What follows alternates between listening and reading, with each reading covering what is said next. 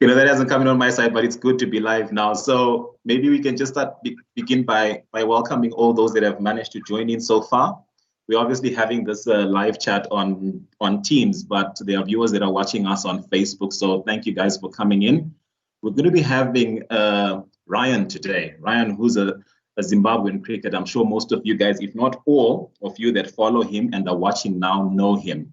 Now, I could tell you a lot of cool stuff about where he was born, where he went to school, and when he started playing the sport, but that's not the fancy stuff. What I came across rather in his short bio was that he's a leg break bowler, or rather a right arm leg break bowler. Now, I have no idea what that is. So I Googled it, and the definition of it is that a leg break bowler is, or rather a leg break is bowled by holding the cricket ball in the palm of the hand with the seam running across under all the fingers, right? And the ball is released with the wrist rotating to the left of the ball. And I think they also mentioned that the ring finger has to flick the ball up, giving the ball an anti-clockwise spin as viewed by the bowler. Now, to me, that just sounded interesting. And I thought that, why would someone go through such a scientific definition to learn all this? So Ryan, could you just tell us a bit more about yourself and this leg break stunt that you pull when you bowl in cricket? Thanks, Patrick. To be honest, I even question myself. I even ask myself the same question. Why do I bowl leg break? It's one of like the hardest forms of bowling to try and actually, perfect, because there's a lot that can go wrong. However, if you do get it right, a hell of a lot can go right. So it's a bit of a high risk, high reward. Yeah, I mean, in simpler terms, if you can just put your hand out and you can imagine like opening a door handle, it's literally exactly the opposite. So, as opposed to opening it, it's the other way. That's the simplest form of it. But no, it's lovely and it's a good challenge. Yeah, well, you're shaking your head as well. I never knew that there was so much science out of bowling. As far as I was concerned, just throw the ball at the batsman, let him bat it if he can, or just hit the stumps if he misses. That's it. So all this leg break business is new to me. So Richard, Willard, could you just come in and introduce yourself? I know we have been on these chats before. You're not a new face to the people that have been watching us on these On The Money live chats. I've interviewed you before as yourself. I've interviewed you. We've been in an interview about 2 weeks or so ago when you're also just assisting. So you're going to be with us as a co-host, obviously looking at what's taking place on the Facebook platform and just taking the comments that people are coming on board. But obviously you're a man of many hats, and you're here with us today as a sports person. So could you just tell us a bit more about that as well? All right. So today I'm coming on as a brand manager for our sports tourism and entertainment company. So, and we are blessed to actually have Ryan on our team. He's one of the finest young men playing in the Zimbabwe cricket team, and actually has a vision beyond sport, which is what I'm also excited about, because money matters actually moves me and get me excited. So today we've got Ryan, and I'm here to assist and manage him so that he doesn't get the spoil of this leg break business whilst we're trying to talk about money.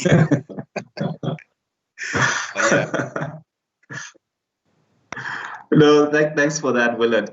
Ryan, I'm not sure if you're able to, because I can't see your video, I can't see your face on my screen, but I hope it's a problem that only I'm experiencing. Willard, are you able to see him?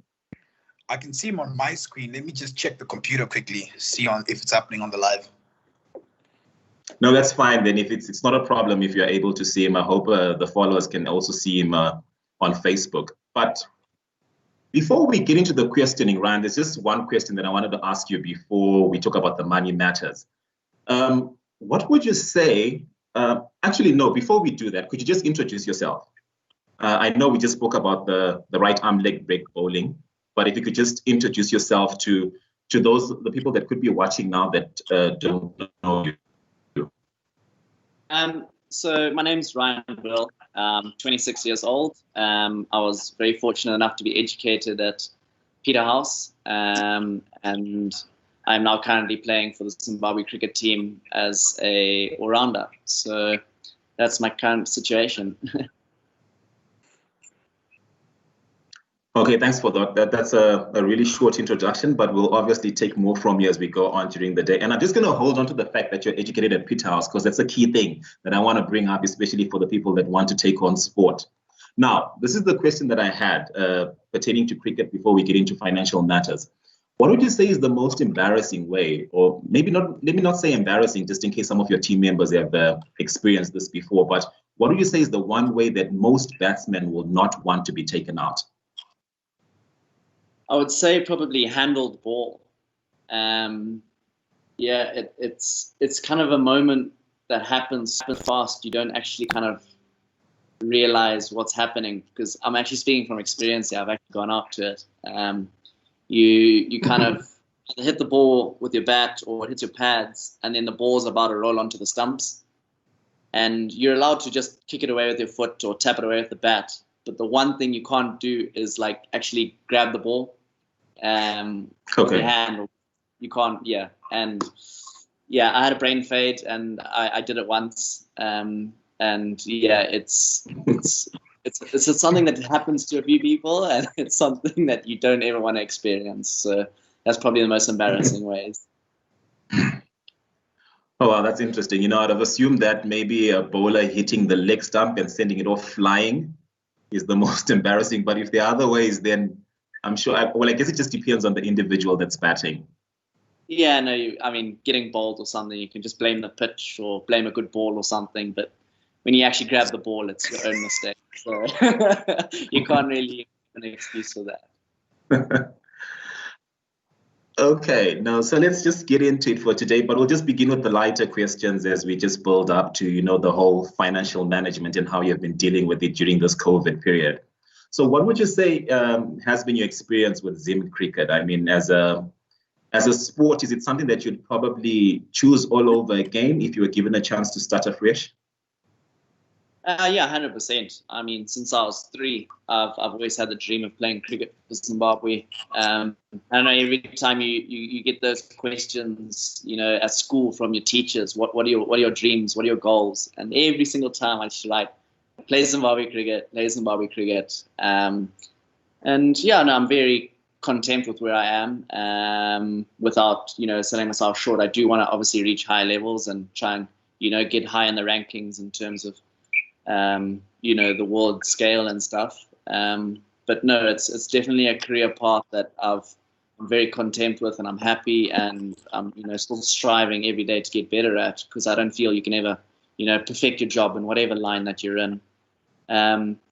When I first kind of started out, I had a big passion for it, and I really loved it, you know, in the international stage. And then I did go through a bit of a period where I wasn't enjoying it as much, for whatever reason. You know, I wasn't really batting where I wanted to, or I wasn't bowling, and just for whatever reason, you know, it kind of felt more like a job and not a love. And then, you know, I just kind of, for whatever reason, I had a little break from it, and just, yeah, rekindled, started, you know, playing a lot better, because I was just, you know, remembering the reason why I actually started playing cricket.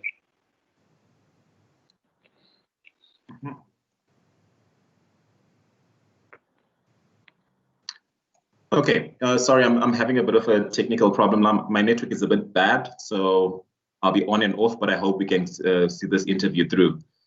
So just thanks for that background and the insights that you just shared. But now, still on the issue of it being a sport, I just want to know if you're comfortable with the income that you make from it. You know, I know there are a lot of sporting disciplines and they obviously pay differently, but would you say that you have other side hustles that you're engaged in just to make ends meet, or everything is okay? Look, I don't think anyone's ever content with the money they're earning. I think everyone wants to be a millionaire or a billionaire. We all want to be Jeff Bezos or something, but we can't all be like that. I do have a bit of a side hustle. I am a part owner in a pajama shop. Yeah, so I've been selling a bit of sleepwear, loungewear, that I was very fortunate to start off with my partner, actually. So yeah, her and I have got that on the side, which we're very fortunate to have. And yeah, I mean, in terms of cricket, I think, you know, the world's your oyster. If you perform well, you can get rewarded well.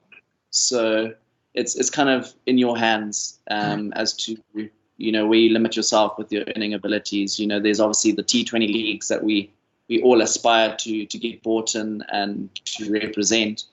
So you get involved in those, and you representing teams all over the world. You can do very well. Look, it's not quite football, but yeah, there is good opportunities out there. Wow, you know, that's interesting. When you spoke about a side hustle, I started listening attentively. Then you mentioned pajamas, and I'm thinking, how often do people buy those?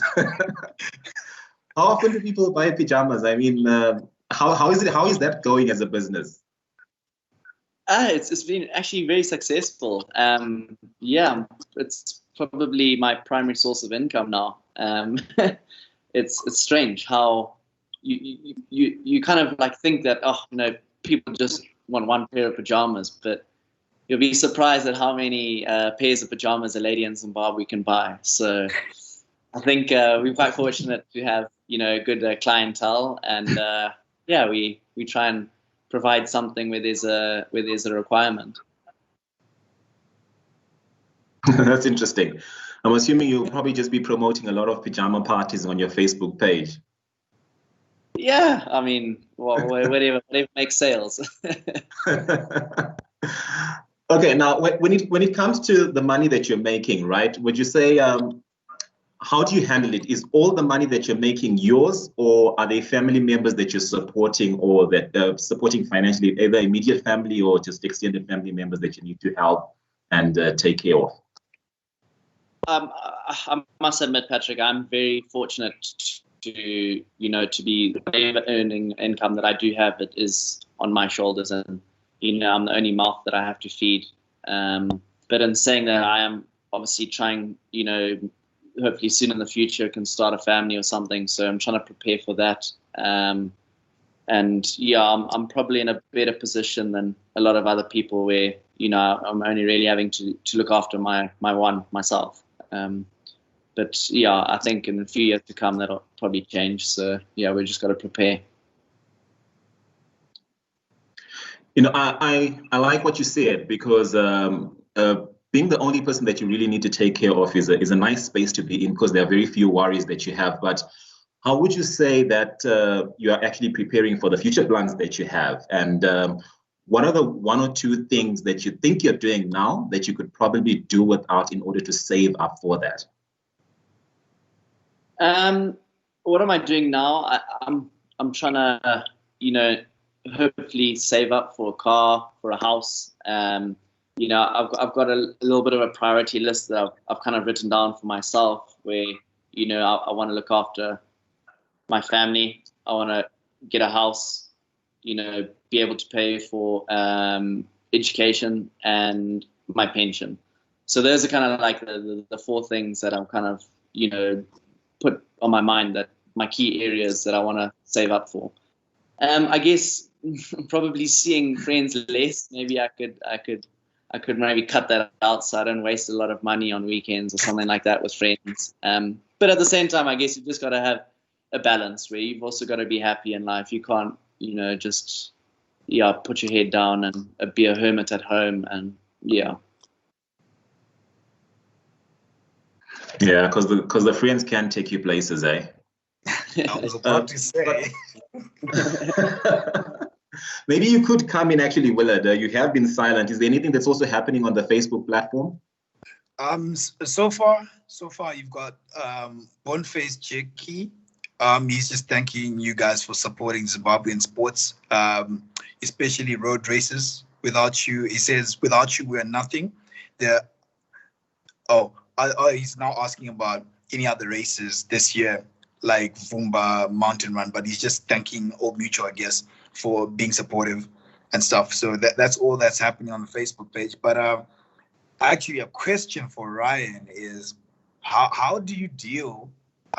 Okay. Oh yes, and the ladies are confirming that yes, they do buy a lot of pajamas. So yeah, yeah. But anyway, so you know, you spoke about friends.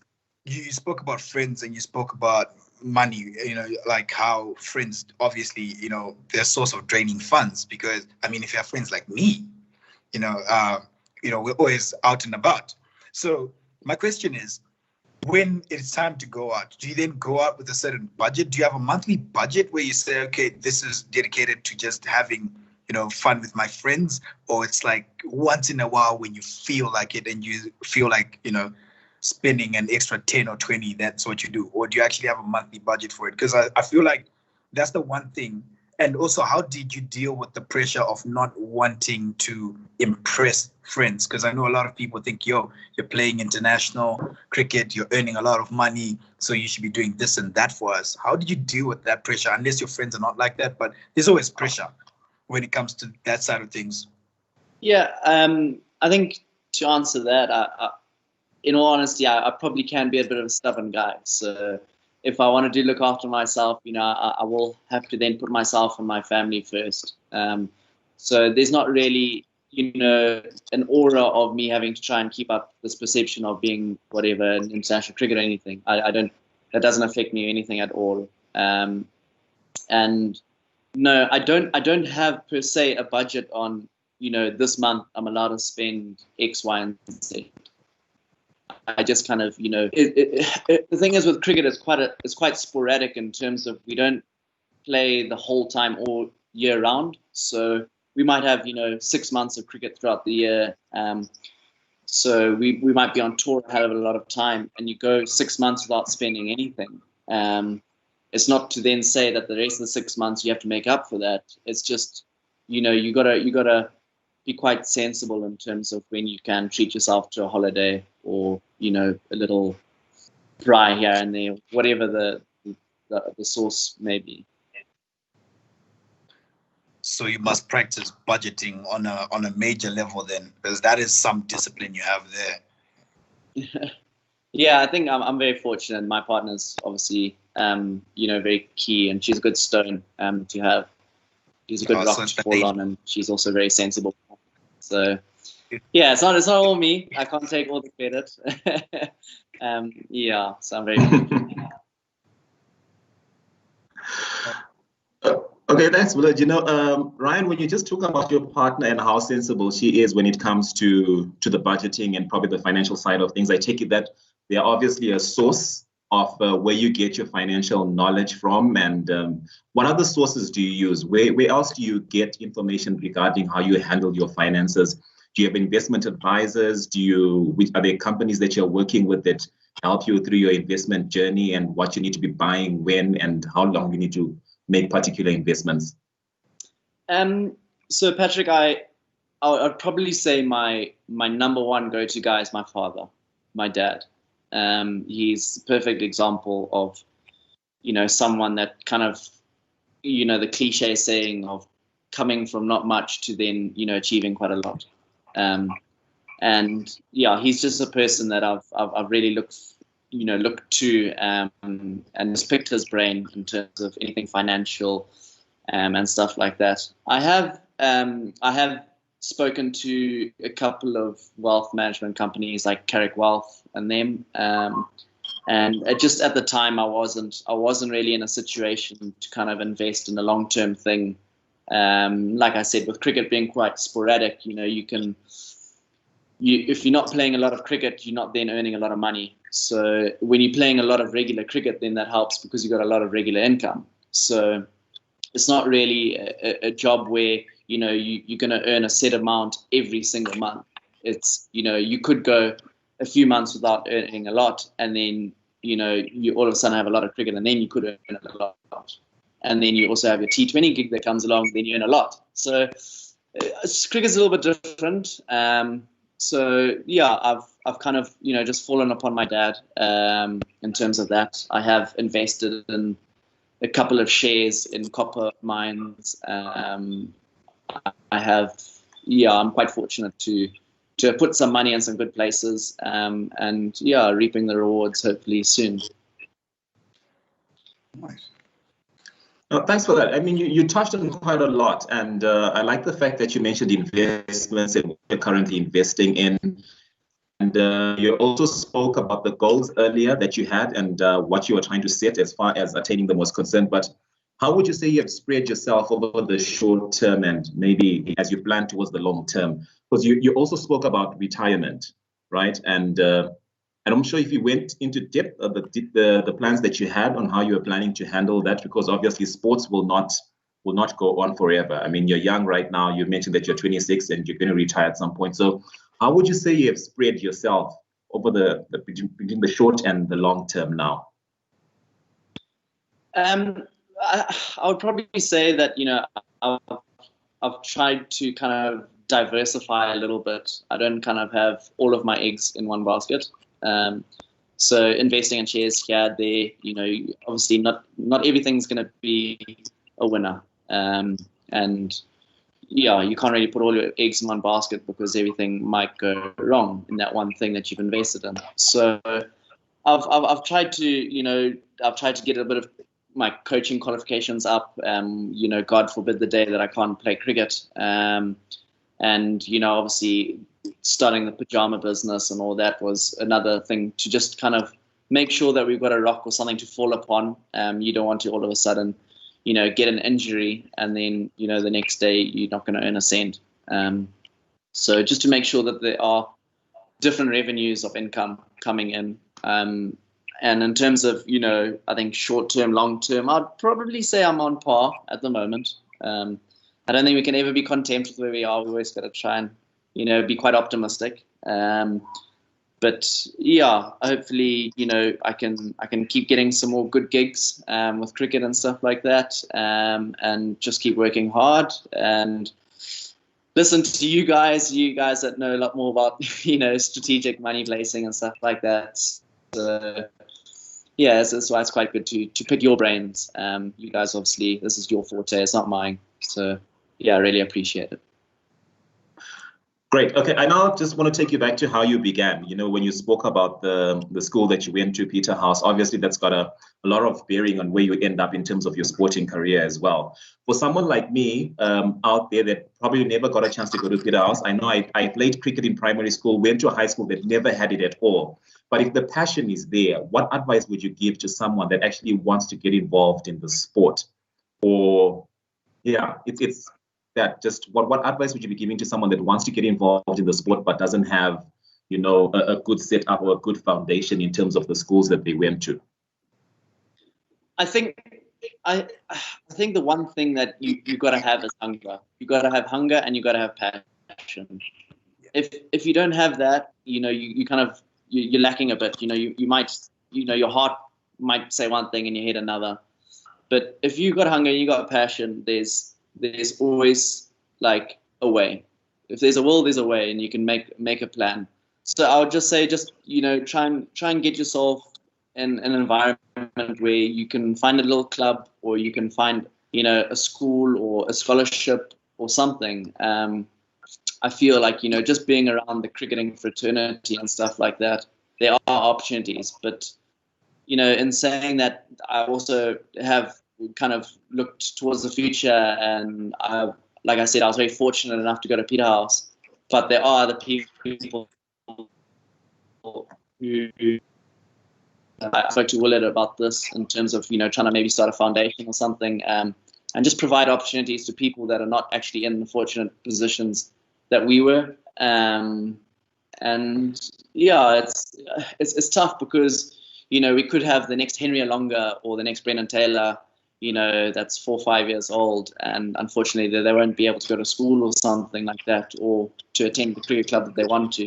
So hopefully, you know, providing a foundation or, you know, a structure of some sort where we can try and help out, that would be good.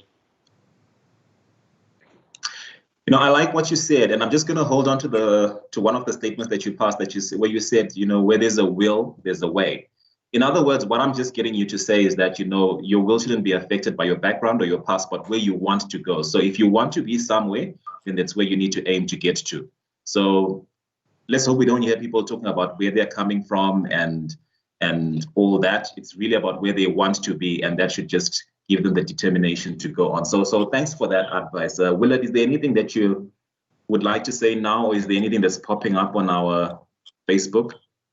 Okay, so nothing on the Facebook page, but the first thing I want to say is Ryan doesn't know this, but as his management company, we've actually partnered up with one of the wealth management companies in Zimbabwe. So these guys will be getting free financial education. And now that we're so closely connected to All Mutual, I'm also happy that we can also come and get advice from you guys, because I believe that, you know, there's so much going on. I know some of the guys who play cricket that I'm friends with, they don't want to think anything else besides cricket. So, you know, financial management is not really something that they think about until it's already probably too late. Because we've seen it happen in Zimbabwe where these guys have probably been earning, you know, a lot of money, but now they just look like they never earned anything at all. So I'm glad that, you know, you're thinking forward, number one. And, you know, just to let you know, we got your back. We do have a financial management company coming in to give you guys free education. And just another thing, there's a misconception that, you know, sports or entertainment is not profitable. You can't build a profitable career of sports and entertainment. What would you advise someone who wants to get into sport? Is it that profitable, or is it just being smart with your finances? What exactly is it? You know, because you're in there, you know this better. I know for cricket, it's, you know, up and down, which is fair and fine, but just surviving. So I'm guessing you're good. So what would you say to someone who those people who just have that misconception that, look, sports or entertainment is not a profitable career? Because some people are really good. It's just that, you know, they're programmed to think, I need to make enough to survive. So if you're making enough to survive, you know, would you advise someone to, you know, to also pursue it? It's a really tricky and kind of, I would say, touchy subject. But I think, you know, at the end of the day, as a sports person, you only realistically have maybe 10, 12 years of being able to actually use your body. So if you've got the skill and you've got the hunger, I would say 100% back your abilities and just pursue your dreams. And in saying that, don't forget about the financial factor, because at the end of the day, that's a job. And a job is something that, you know, you need to get money from, and you need to look after your family, and you need to try and save up. So if, you know, you're not really in that, you know, environment of being able to look after your family or whatever, then, you know, you might have to look at alternative routes. But going back to what I said, try and use your body as well as you can, and follow your passion, because when you're 40 years old, you don't want to look back and then be like, damn, I was a really good club cricketer or something, and I gave up because, you know, X, Y, and Z. Great. I actually have a follow-up question. I'm glad you said it's a job, because most people think it's, look, you start playing for the Zimbabwe cricket team, you know, you just go in there and, you know, you bat, you bowl, and that's it. But most people forget that you also need to invest. You invest in your body, you invest in your kit, you invest in everything. So my question to you is, what has been the biggest investment you've made in yourself as an athlete? Because I know, like, you know, like nutrition is a big thing. That's expensive. That comes off your salary and stuff like that. So what's the biggest investment you have made in yourself as an athlete? And please do remind the public that, look, it's also an investment, you know, because you invest in yourself, the returns are, you know, the good performance, you know, the healthy body, so that you can endure longer. You know, we've seen it with LeBron James. We've seen it with some of ours in cricketers, you know, they keep going. So please, if you can just shed more light on the investment part when it actually comes to, you know, sport, because it's not just a cash cow where you just milk, but it's also an investment. 100%, you nailed it there. I think for me, my biggest investment has been in my body. Without my body, I can't perform, I can't play, and I have had quite a lot of injuries and stuff like that, but I've always been able to come back and perform because I've invested in my body. I haven't been shy when it comes to, you know, trying to see a really good physio or a good biokineticist, or, you know, try and get the TheraBands or the cricket balls or whatever. Like, that's your primary source of income. Invest in it and make sure that you look after your body, because without that, you can't do anything. So yeah, don't be afraid to look after yourself when it comes to that. You know, whether it be buying a good pair of trainers or something like that, you know, you're on your feet the whole time, or, you know, getting a massage or something so you loosen everything up. You don't want any niggles. So yeah, do what you can. Don't try and, you know, cut corners and stuff like that. And, you know, because when you get on that park, you need to perform 100%. And if you're not, you're just not going to be able to get picked up. Buddy. Thanks, buddy. You know, Willard, thank you for bringing that question up, because, you know, everything that Ryan just described, when anybody else looks at it from the outside, you're investing in yourself, you're getting good nutrition, you're getting a good meal because you're a sports person, you're going for physio and all those things. It just looks like you're pampering yourself. But if you're calling it an investment in sports, then I think it's worth noting that these are things that people actually have to do to keep informed. But now there are also other investments, just to follow up on that question, that you may have lost out on. Is there any investment that comes to mind that you just made a total loss on, and what are the learnings that you had from it? I think horse racing and football accumulators. Football accumulators. Yeah, I spent a few years in the UK. I was there at university, and yeah, I think just, you know, the odd gamble on a bit of a horse racing and a bit of football and stuff like that. At the end of the day, the casino is always going to win, and it's not money that you're going to get. So, other than that, I have been very fortunate. I haven't really, you know, invested a lot of money into something and not reap the rewards. So yeah, that is probably the only thing that I've thrown money at and not got money back. Okay, that's interesting to know. I'm not sure if many people knew that about you, but it's an interesting thing to learn. So, well, I guess the viewers can take note of that. Now, I wouldn't really call it an investment, but yeah, I get where you're coming from with it. But also, just to find out, because you are in business now, and I'm not sure if you've struggled with debt before, if there's any debt that you have struggled to pay, and what steps you generally take to handle debt. Because if you are in business, I'm not sure if you actually take loans to get your orders in check, or what facilities you have with the banks, if you've got relationships with the banks, and how your general relationship with debt is. So I'm proud to say that I'm 100% debt free, and I've actually never really taken out, you know, a loan. My dad always said to me, you know, you don't borrow money that's not yours. You know, you don't borrow and then have to lend. You know, I mean, just whatever you have in your bank account, that's the money you have, and that's the money you spend. You know, bar obviously, you know, the odd time you forget your wallet at home or in the house and stuff like that. You know, but yeah, nothing over $100 sort of thing. And in terms of the business, my partner and I, we started the business off with $500 and we said to ourselves, we're going to buy a few garments and we're going to see how it goes. And, you know, at the end of the day, we prepared to lose our $500. So we went to our first market and we pretty much 100% sold out everything. And we had people asking for more and more and more. So we were like, whoa, hold on. Like, people actually like this kind of stuff. So we never then took another loan or anything like that. We just reinvested the money that we had made from the sales. And from then on, every profit that we've made from the business, we just keep reinvesting. And you never know, hopefully I'll be the pajama mafia of Zimbabwe. Yeah. I'm very lucky. I haven't lost a loan or anything like that. And the one thing that I've always remembered from my dad is don't borrow money. You know, just whatever's in your bank account, that's it. Don't take credit.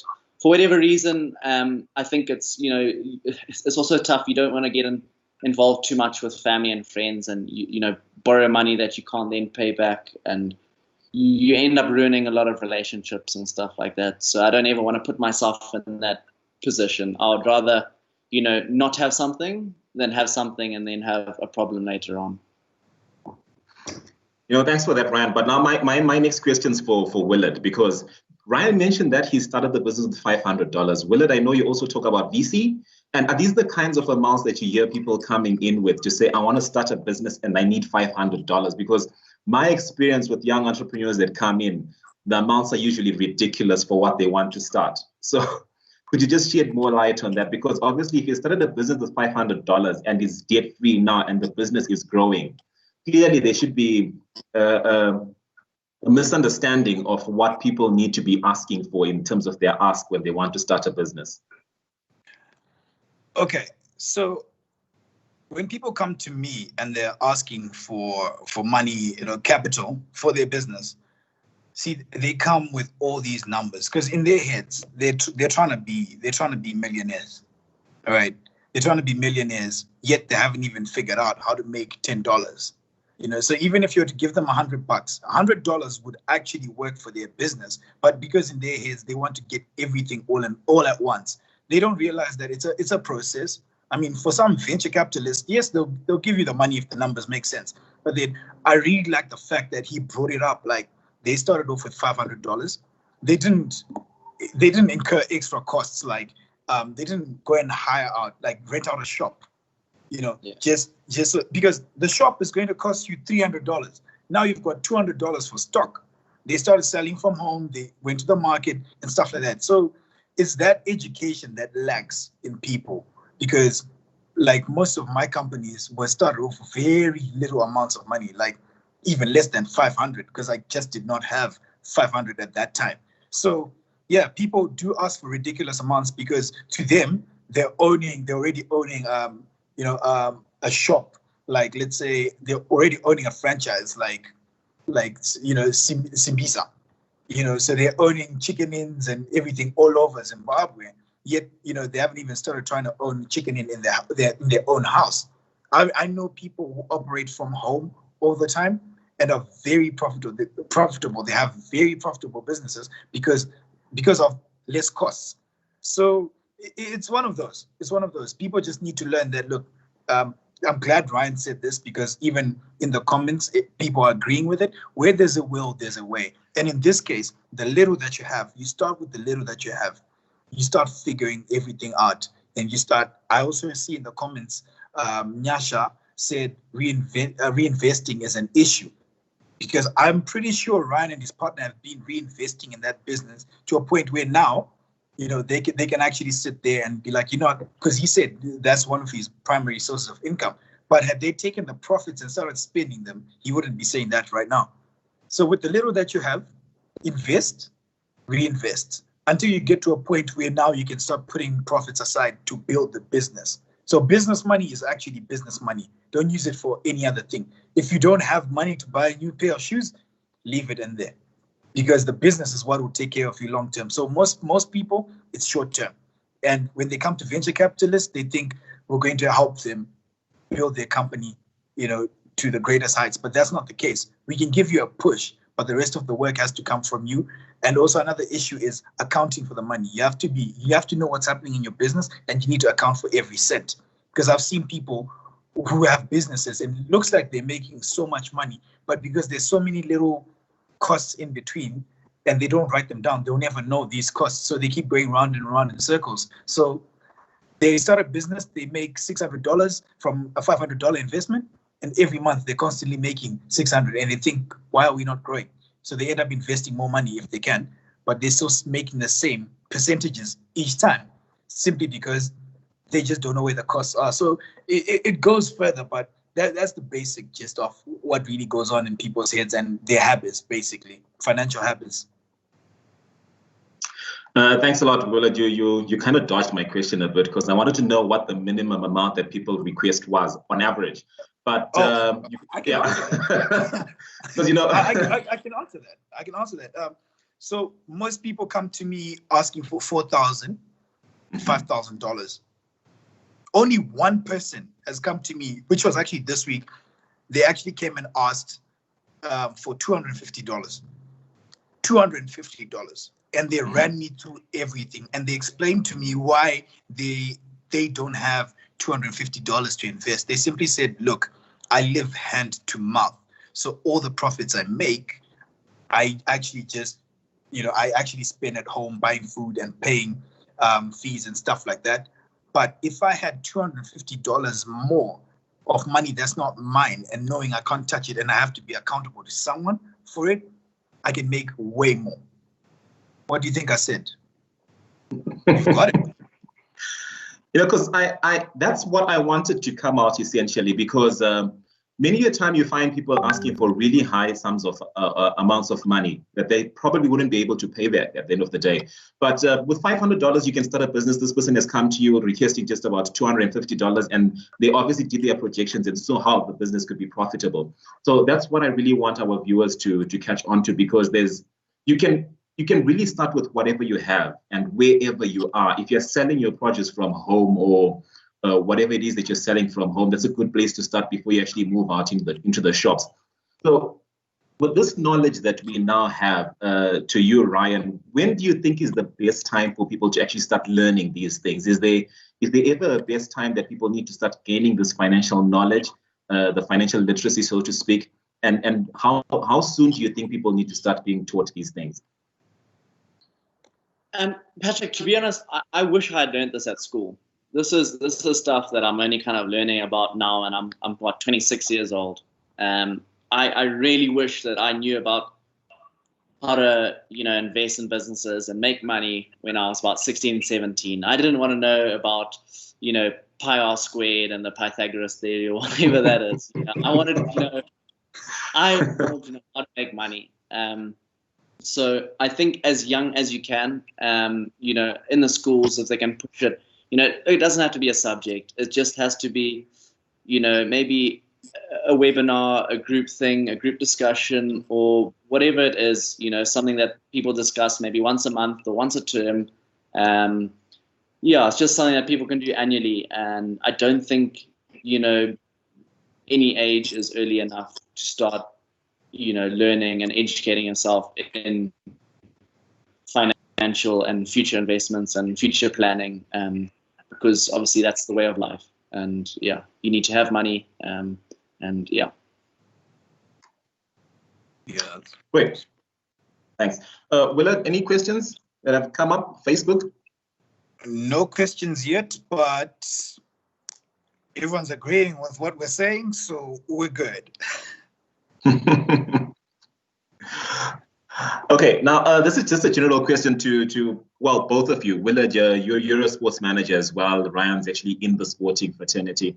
So just to find out, what advice would you be giving to other sports personalities out there? I know this came up briefly in the conversations that we've had, to say, many sports people will get into sport, make a lot of money while they're at it, and spend a lot of it as well, probably buy flashy cars and all these things, and probably not plan enough for their retirement. So what advice would you be giving to other people that are playing sport or looking to get into sport, to say, there's going to come a time when you get injured, or there's going to come a time when you have to retire, and the retirement age, I take it, for sport is quite low. You can't be 40, like you said, Ryan, and still playing the sport well. There could be some that are gifted and still have the physical strength, but what advice would you be giving out to people that want to get into sport or are still playing it? I think to just try and be sorry, Willard, I'll answer this first, if I can. I think to just try and be wise, a little bit patient. Don't try and rush into anything. And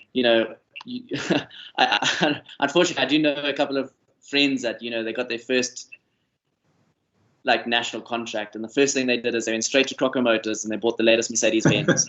And the next year they didn't have any money. So, and to just be a little bit patient, to try and consult with your friends, and to kind of use your resources in terms of there are a lot of people that have been in your shoes that you're in now. So whether it be guys like maybe Ray Price or Stu Carlisle, these guys that are shop owners and stuff like that are, played cricket and stuff like that. Maybe pick their brains, see what have they done to become successful. And these are guys that are more than happy to let you know how they're going in life, or, to even ask how are you doing and stuff like that. So a little coffee or something like that. Honestly, work out the world's problems. So don't be afraid to just reach out to friends, family. Don't think that you're all in this by yourself. There are other people there to help you. Yeah, I Thanks, agree. man. Yeah, I definitely agree. I hear you saying you agree, but I need you to explain further. I'm just going to come to you in a second. Because I just had a follow up for Ryan, because you spoke about some friends that got their first paychecks, probably went into Crocker Motors and bought a Mercedes Benz. But what have you ever felt been in a situation rather where you've just been powerless over your money or what you needed to spend on? You know, there's pressure that comes from the friends. You know, a friend of yours in the same team has probably gone out and done this, and you feel you can do the same thing, and there's this pressure to want to live up to the same expectations. So I just need to know if there's ever been a situation where you have just felt powerless over the decision making that you have as far as your spending is concerned, and how you've handled that. Because I'm looking at the fact that you're young also, and there are a lot of young viewers that are probably watching, you know, and they're guys that are going to want to come and impress certain people, you know, be it a girl on a date and you spend more than you had budgeted for and you leave that date regretful, or other purchases that people might want to make, business relationships that they want to get into and they're over-investing. Just situations like that, to say, have you been in one where you've just felt powerless over the spending and how you came out of it? I think it was probably, it went down to when I was probably about 20 years old, and I was on a very, very minuscule income, and I was traveling from Mandera all the way into Harare. I was commuting a lot, and I was paying a lot of money for fuel. I wasn't earning much money, and I wasn't actually saving anything. It was kind of everything that I was earning, I was spending on fuel or food and rent and stuff like that. And I just looked at myself and I was like, well, what, what am I doing? I'm playing the sport I love. I can't buy a cricket bat. I can't buy a cricket ball. What do I do? So it's quite funny. I became a pizza delivery boy. I started working at Pizzazz, and I delivered pizzas, and yeah, I made $40, $50 a shift, and that kind of, I was all of a sudden then able to okay, I can actually go see my friends this weekend, or I bought the pair of sunglasses that I wanted to, and it kind of like the money that I was making can then make more money. It was kind of a bit of a learning experience, but it's not a situation that I ever be in where I don't have that extra bit of funding to spend on stuff that I want. No, thank you for bringing that up, because it comes down to one thing that I also just like saying. It's a quote that I heard from someone else to say, there's the ego is not where the money is. And I think I've said this before on this show as well. So you can't be too cool to make the money. If it's paying the bills, you might as well just do it. So Richard, you had Willard, not Richard. Willard, you were just about to come. Well, it rhymes. You were just about to come in when we asked the question about, the advice that you need to give to people in the sports fraternity. Right. So from my end, it's simply preparation, patience, and precautions. Those three are my major things. By preparation, I mean, if you know something good is about to happen to you, so like making the national team, you need to surround yourself with people who know the pressures of being in that position. I always like this quote. It's actually by one singer. It's I hate the price of fame because it costs too much. In the sense that it costs too much, in the sense that your expectations will just rise a level up. So it might not even sit well with your paycheck at that time, but then because the expectations are there and you want to fulfill them. So preparation is key. Be it even your mindset. Be ready for what you're about to experience. Because if you've been earning $100 this whole time and all of a sudden you're earning $5,000 a month, you're going to go crazy. So you need to prepare for that sort of thing, because it starts in the head. Mentally first, prepare for that. Patience. Just be patient with yourself. Don't be in a rush to try and buy everything. Save up, do what you need to do. Have a plan, and just figure out what you need to buy first. Priorities, and just list everything from priorities going on to luxuries, and pick and choose what you need or what you want to do. And then with the precautions, just make sure before you make a move, you always get a second opinion. But that's when we come in. The managers, the people that manage your money, financial education, stuff like that. Always have people around you that can lead you or point you in the right direction. If it means you sign contracts so that obviously you're not, you're not getting robbed from. Get a lawyer, stuff like that. People are afraid to invest in that, but those are the same people that help you protect yourself and your money, so that they can, if someone comes to you with a deal, they say, yo, you should invest in something, then get a second opinion. Because the thing is, we've been misled. And once we have money, we want to get into everything that's working for everybody. But life has a different formula for every single person. So just make sure that the people that are on your team have a team of people that are helping you manage your money and everything. I think that way you definitely go right. I was the same. I thought I knew so much about money until I got myself into debt and stuff like that, until I got to a point where I had to start making corrections. And that was the most painful part, because when you come back and think about it, I shouldn't have been in that position had I had people, advising me. I had people that were willing to do it, but in my head, I was just thinking, you know what, they just want my money, which is also a mindset that most people have. That's why they end up in this position, because every sort of advice you get in your head, you're just thinking, they just want my money. Now they want to talk to me because I'm famous now, or I'm doing big things now. But as I said, it's all about what? The preparation. Get into it. See that, look, I'm going a level up. I'm going to have more expectations and stuff like that.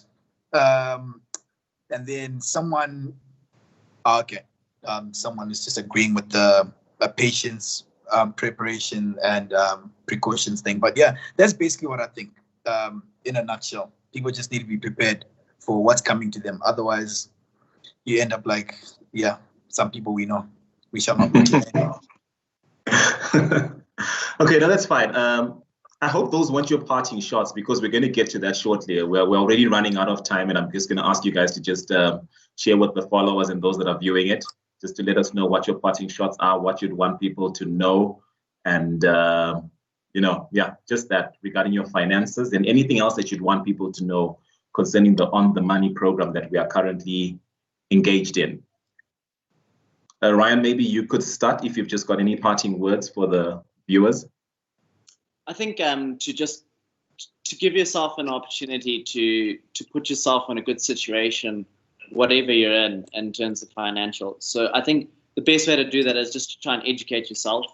And you can do that by any means. I mean, you've got YouTube, you've got webinars. There's so many people out there that are giving instructions. I'm not saying take all of them, but just try and take the best pieces from everyone. So just make sure that you surround yourself with good people, good advice, to be a bit patient, and to know that, there's 15, 16 million people in Zimbabwe that are all on a similar path to you. So don't worry, don't feel like you're in this by yourself.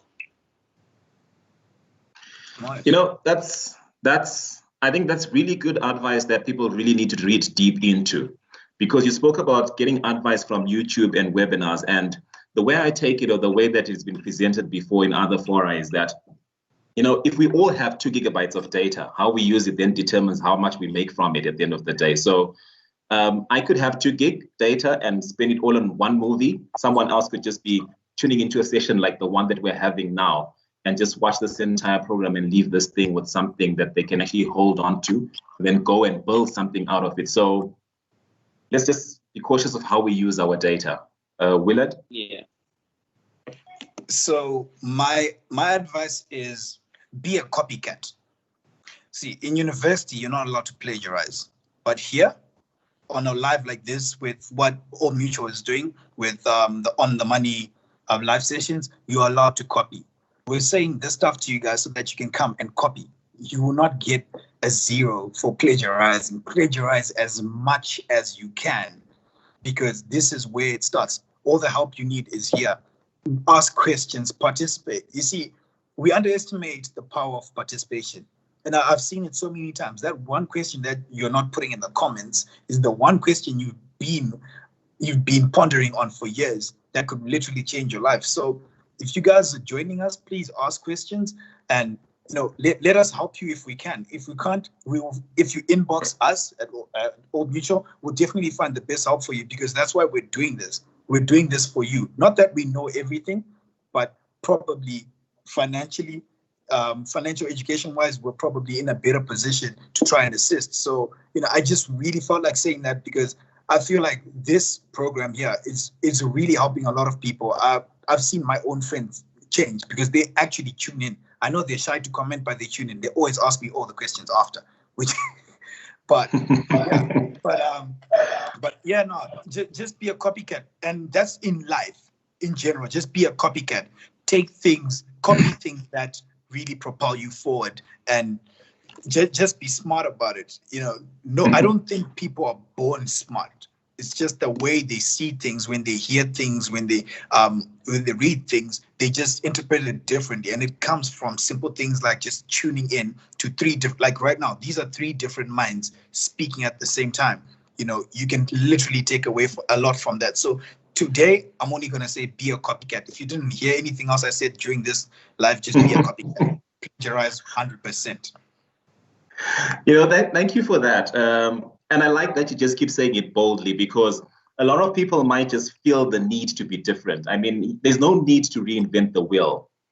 You don't need to make it square. It's a wheel, it's round because it works. So just follow suit and just get your wheel moving also, and there are some wheels that have been turning for the past 175 years. Hint, hint to all those that know that Old Mutual has been in existence for over 175 years. So we are there. We are there with the On the Money programs that we are running. There's a lot of financial advice that we are giving out. You could visit us at any of our green zones or the CABS branches, the Old Mutual branches. We've got investment advice spanning from securities exchange to money markets, housing, mortgages, all that investment advice you can get from any of the branches. So please feel free to those of us that are viewing to actually come through and see what's there on offer and what's in line with the money that you have for investment or any other advice that you'd like to have. So I think we could probably call it a day now. And thank you, Ryan, for being with us today. You have been a very good sport. And before we're caught out on time, I'm just trying to throw in the cricket terms because time's about to catch us out. So thank you so much for coming. I think it's been quite insightful, especially to those that are in the sporting fraternity. There's a lot that you mentioned that I think people can just take home and actually start preparing for. Richard, it's always great having you on the show, and I'm looking forward to actually having you on. Willard. Willard. Okay, I don't know where this is coming from. Your name is actually written on my screen. Willard, forgive me for that. It happens. It's one of those days. I think it's because Ryan's name starts with an R. And you're Willard, and I just keep toggling between Ryan and Richard. So Willard, thank you. Keep going. Oh, no, it's okay. It's a reason. It's plausible. Don't worry about it. That's fine. All right, guys. Thank you so much. Hey, it's been great having you guys, and thanks to all the guys that have tuned in for today's live. We look forward to having you again in the next show that we're going to have. Thank you so much.